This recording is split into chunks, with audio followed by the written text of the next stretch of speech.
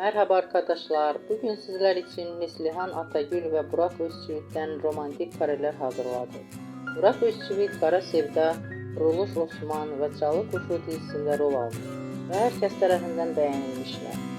Biz de sizler için onların güzel paylaşımlarını hazırladık. Bu videoların devamlı gelmesini istiyorsanız kanalımıza abone olup yorum yazmayı unutmayın.